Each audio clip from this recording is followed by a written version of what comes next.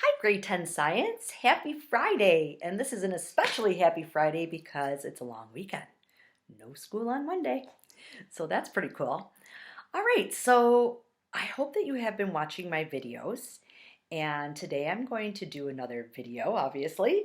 This time it's going to be about the respiratory system. But I want to make sure that you're really watching these. So what I'm going to do is during the course of my video, I am going to tell you 3 special words. And what I'd like you to do is send me a message just with those 3 words in it, and that's how you're going to get marks for listening to this learning video. Okay, everybody got that? So when you're done watching the video, you are going to message me the 3 secret video words that I let you know as we go along. Okay? All right. So my last set of videos had to do with digestive system, and today we are going to move on to the respiratory system. The respiratory system, as hopefully you remember just from doing a little overview, is the system of gas exchange. A lot of times people will say, oh, the respiratory system, that's for breathing.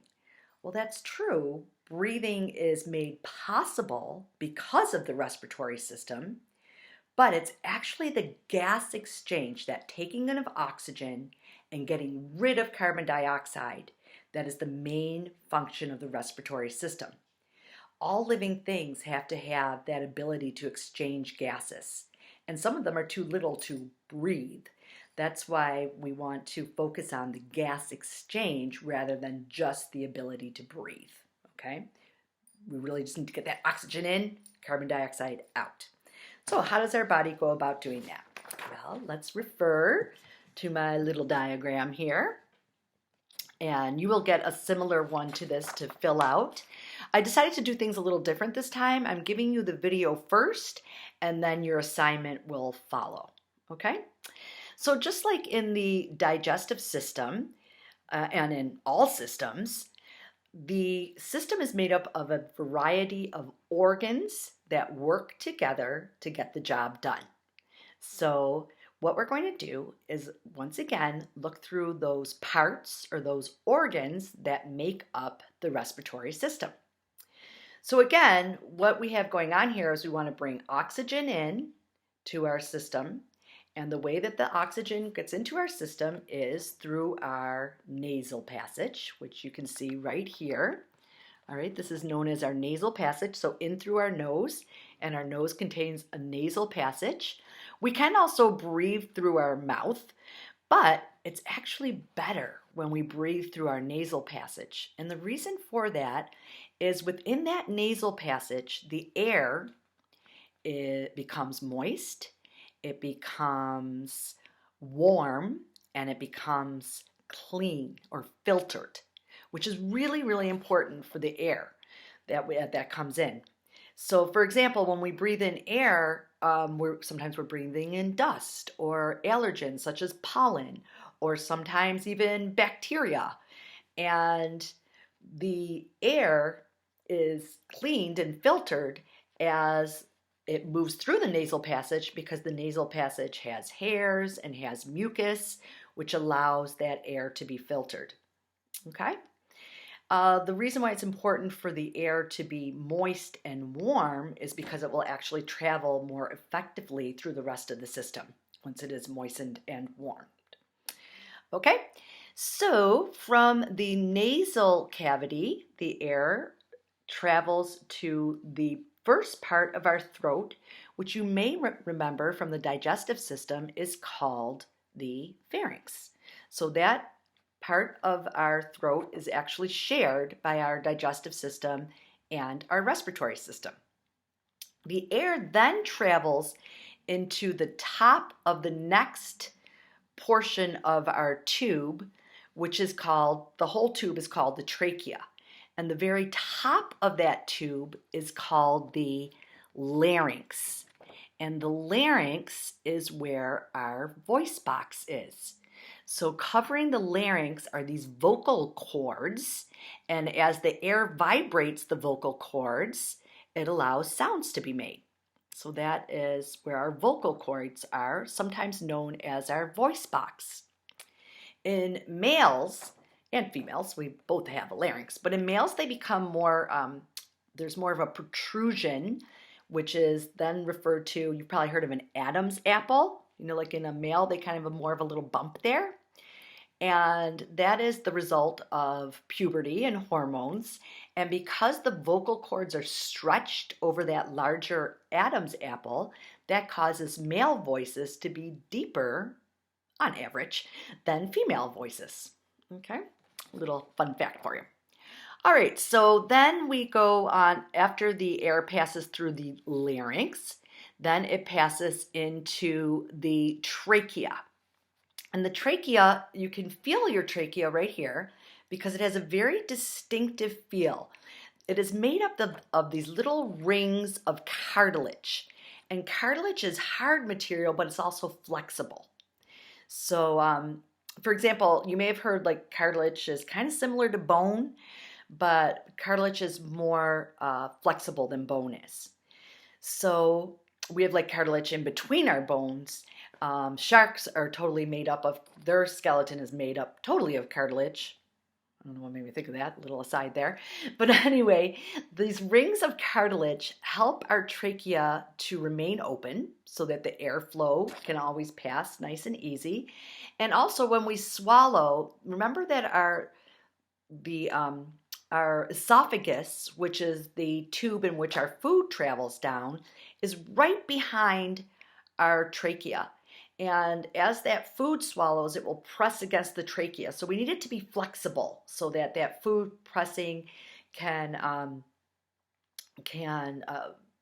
be compensated for. Okay? Then what happens is the passageway of the air now splits into two parts. And it splits into two parts because we have two lungs, right? We have a right lung and a left lung.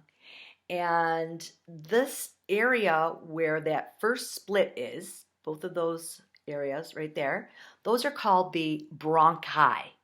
Now, a singular for bronchi is a bronchus. So that's one bronchus and that's a bronchus. Together they form bronchi. Okay? You might have heard of bronchitis, and bronchitis can be when there's infection in that area, we call it inflammation. So when people get, that bad cough, that can be because of bronchitis. Okay, so then what happens is the passageway of air, this tubing, now just becomes smaller and smaller and smaller and smaller tubes. And the reason for this is because when we're going to eventually get to the point of that gas exchange, that can only happen on a cellular level. Okay, gas exchange can only take place between a cell and a cell. All right, so we have to have all of this area of lung broken into these tiny little cells that the air is supplied to each one of those little air sacs. And so the tubes just keep getting smaller and smaller, branching like a tree, and the smaller tubes are called bronchioles, which means little tubes. And finally, those little tubes end in these little tiny round, kind of grape-like looking clusters, and each one of those is called an alveolus, and the plural of that is alveoli. It is at that little, each one of those is only one cell layer thick so that diffusion can occur. Diffusion is movement.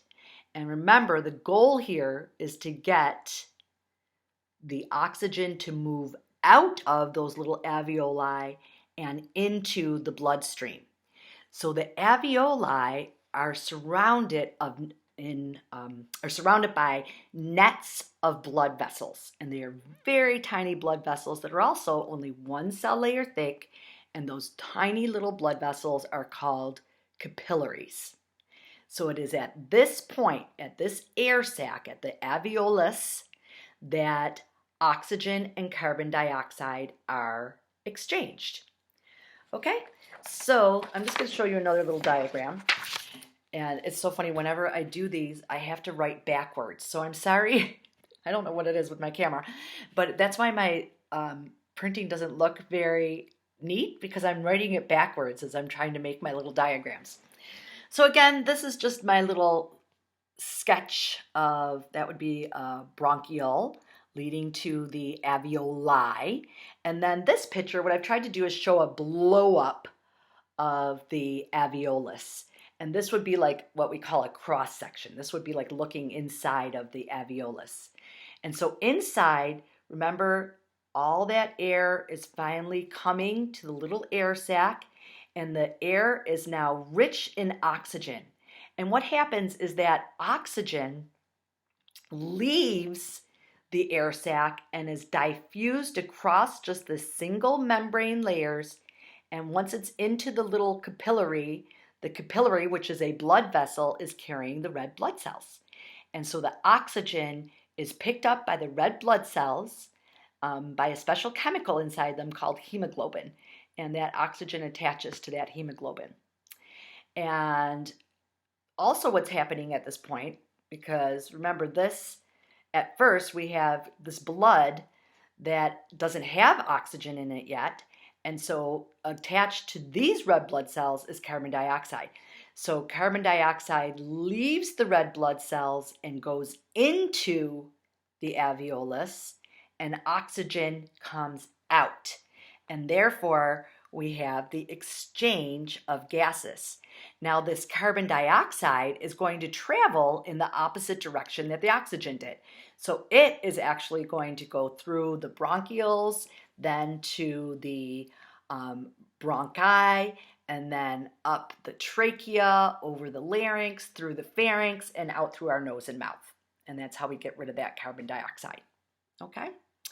So that is the first part of the respiratory system that I wanted you to know about. And look at me, I didn't tell you any of my secret words yet. So my first secret word is going to be nasal passage. That's the first secret word, okay? Nasal passage. All right.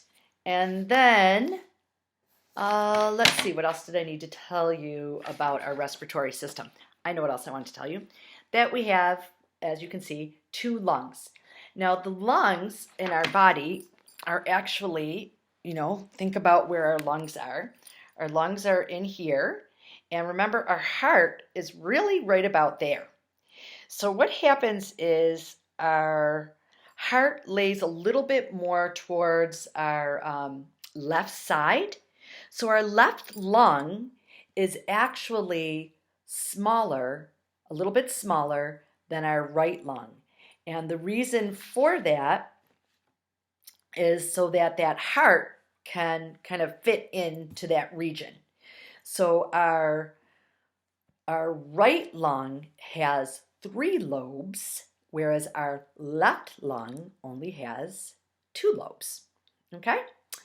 So that brings me to our second secret word, which is going to be lung. All right, so I've given you 2 secret words so far. Finally, I just want to talk a little bit about the mechanism of breathing. Sorry, I have to move my table a little bit. There we go. The mechanism of breathing.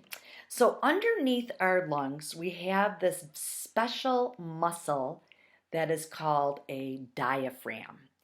And that muscle helps us to breathe.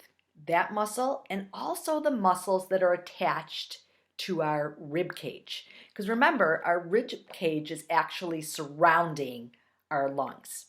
So I want you to try this with me in a moment. I want you to take in a really big breath. Really exaggerate it. And if you do that, and you can even see me doing it, let me try again. You can see that my whole chest area rises up and it comes out. So really think about that when you take your breath. Think about what's really happening. So you can really feel your chest moving up and out. And what's happening is our chest cavity that holds our lungs is really becoming bigger. And the way that this happens is the diaphragm muscle, I feel like I just lost some of my light. Our diaphragm muscle, which is under here, shown in the diagram there. Oh no.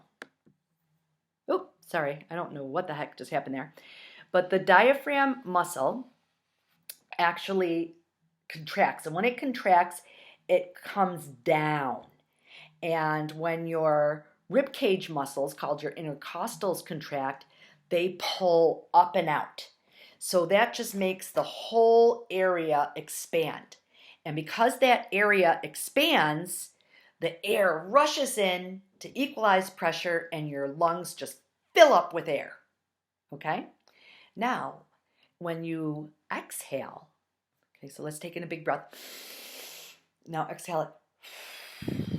You can feel your chest actually pushes in and down.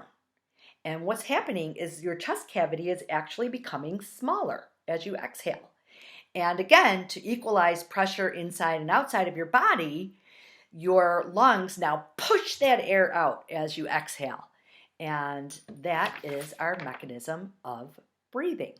So for your third secret word is breathing. So I've given you 3 secret words during the course of this teaching video. And I hope you learned about the respiratory system. And don't forget, I need you to message me those 3 secret words because number 1, you will get credit for doing that. Okay, that will show up in your marks because this is your teaching time and you are taking time to learn. So I appreciate that. Plus, I just want to know that you're out there and that I'm not just talking to myself. So I'd be really happy to hear from you too. All right, so once again, have a great weekend. And I will post your assignment on Tuesday. It will have to do with the respiratory system. So this is your introduction to that. Okay? Have a wonderful weekend.